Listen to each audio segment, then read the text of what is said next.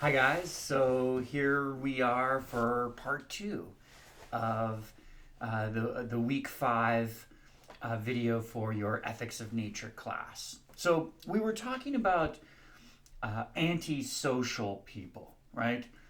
People who, um, for whatever reason, actually try to get others to behave antisocially, right? To, for example, let's say um, people who view the educational system, right, as fundamentally unequal or biased against them. And they feel that, while they have to go to school for whatever social or familial reasons, right, or it could be legal reasons too in our culture, right, they feel that school is bullshit, right? And then it won't help them. It's not really good for anything. And it mostly serves to sort of reinforce unfair hierarchies in which they are typically at the bottom, right?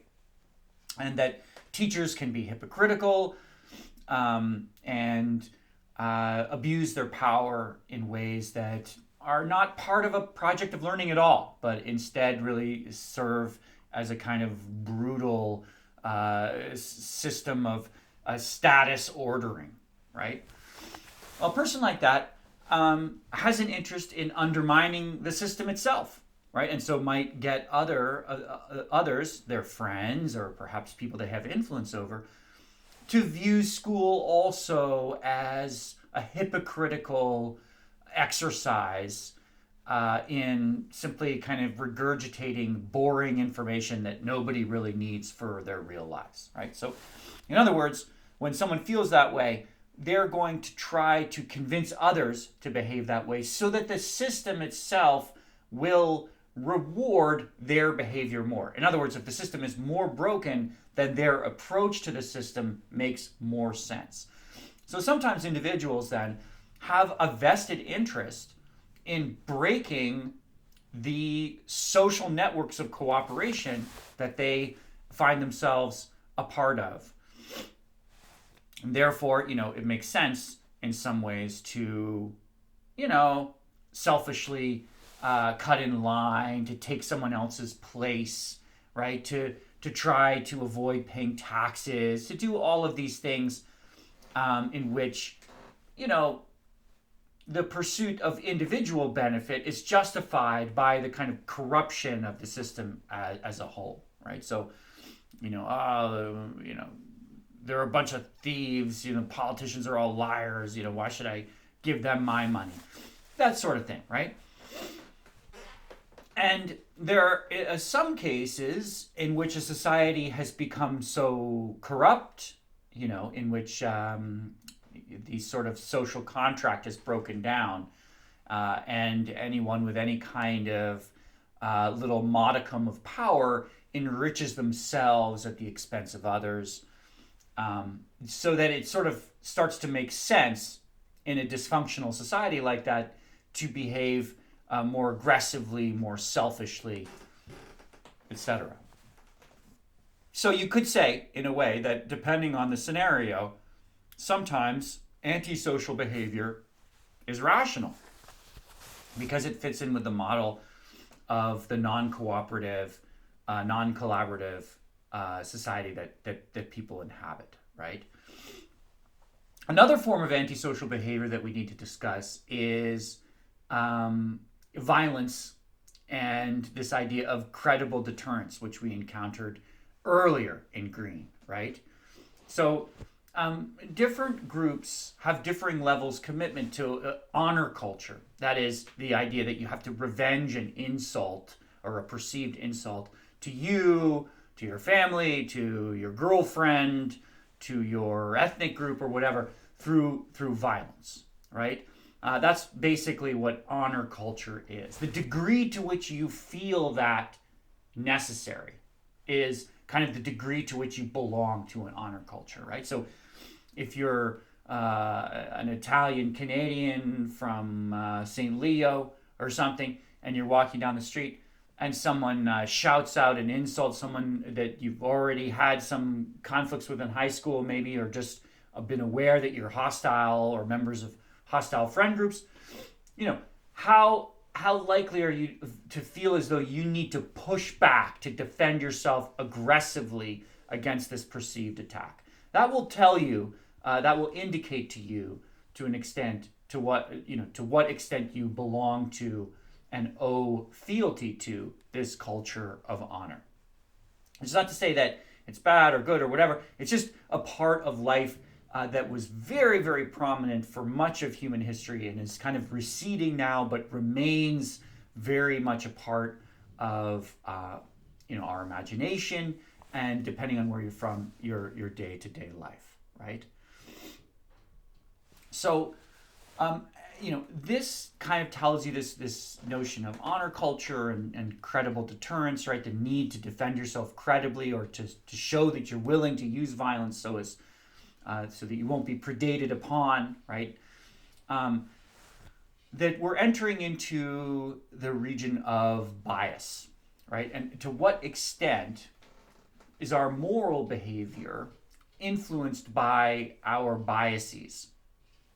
Well, Green investigates this with the use of three different concepts. So first, he talks about biased fairness, right? Which is this idea that,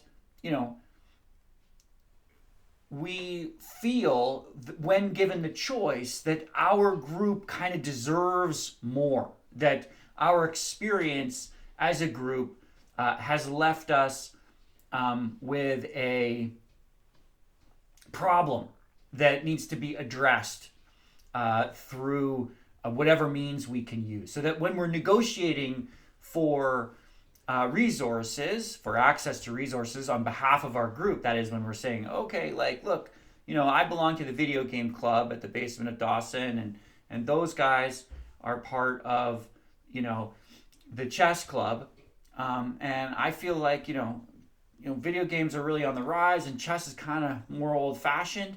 And looking at the budget for the student groups, it just seems to me like we have more members, and we kind of deserve a little bit more space. That's just kind of how it seems to me. Like if I'm looking at the evidence, So the point is that we're all like that, right? That it's very hard when we're advocating on behalf of our own group, not to see it in terms of what is fair benefits us a little bit more, right? So that's this concept of biased fairness.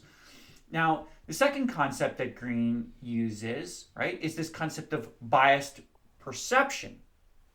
And this, as some of you very intelligently pointed out in class and in the breakout rooms,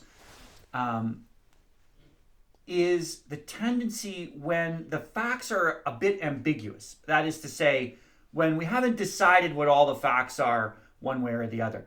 The tendency there is to interpret the facts in such a way as it benefits you and your group. So let's say, there's some ambiguity as to the evidence for, our climate crisis that we're currently in. And you happen to be, you've been working for, an oil services company out in Alberta, which, many people that I grew up with in Nova Scotia and in Prince Edward Island ended up working in related fields in Alberta because there were so few jobs, in part because of the collapse of the fishery in Nova Scotia, right? So people who went in, were looking for work, went into those fields and have done well out in the oil patch in Alberta and sometimes in Manitoba and British Columbia and Saskatchewan out west, working for oil services company, working directly for oil and gas extraction, right? Which is a big part of the Canadian economy. And we're not trying to judge this exactly, right? We're just trying to point out that in this situation, if there's any ambiguity as to the long-term impact of fossil fuels on the climate, people working in these fields have a tendency, right, to favor the facts that favor their livelihood, right? And this tendency is pretty strong. And so it can create a lot of problems when it comes to interpreting facts, even when the facts themselves are pretty unambiguous. as they are in this case, it's still true that the people search for any kind of ambiguity, and are willing, sadly, and can find some so-called experts to support this sort of wrong interpretation, and they'll glom onto that or cite those facts to support their continued necessity of working in that industry. I mean, imagine a human being who said, "Look, you know, I know that my job, in a small way, but definitely in a measurable way, is directly impacting the climate, right, and our world for the worse. I know that is just true, but I'm doing it anyway because I don't see any other choice, and it's just too, frankly, it's too difficult for me to try to retrain myself to start work in another field." People don't say that. I don't know if you've noticed, right? They say, "Well, I don't know, it's not sure," or, in my particular field, we're not really contributing to climate change. It's more the people doing this, right? And so, perception itself changes depending on these particular scenarios. So not always. Does it have to? No. But can we measure that? Can we see it in our world? Absolutely. All right. And finally, we come to biased escalation, which is a very important feature of our contemporary world. And I hope that some of you write your blog comments about it, or rather your forum posts about it this week, because I think it's pretty important, right? Which is that when sort of tribal groups enter into conflict with one another around moral decision making, what can happen, okay, is that we perceive our group as being subjected to injustice, right? And so this is kind of related to biased fairness, but we see it as being as our group being harmed by the moral decisions of another group, right? And then the nervous system of our group, right? So we can think of our group as like a whole body, right? So like, let's say we take the tribe of 18, 19, 20-year-old CEGEP students, okay, in Montreal, and make like a body of them, okay? We put them all together in one body. What's the nervous system of that body? Well, it would be whatever kind of media they use to communicate with each other. So in this case, perhaps some social media platforms. TikTok! I can do a little dance, No, I can't. But the idea here is that media acts as a nervous system to transmit information to the members of a group, which kind of compose this body, right? So within that, now this probably doesn't happen as much among CEGEP students, but certainly among people that have very strong political affiliations, conservative or progressive, liberal. These media organizations, some of them are for-profit businesses, others are not, but they act to amplify the grievances caused by the enemy group, right? So this is biased escalation. In other words, sometimes the very belief system that a particular group has seems to be mostly just about grievances committed by another group. In other words, what binds us together? Just the feeling of being shafted or oppressed or shat upon by some other group, right? So here you have biased escalation, and this is something that in our world, where media is so much a part of our lives, can be particularly pernicious and difficult to undo in the name of collaboration and trying to come together around large-scale moral decision making. So thanks a lot, and we'll see you next week.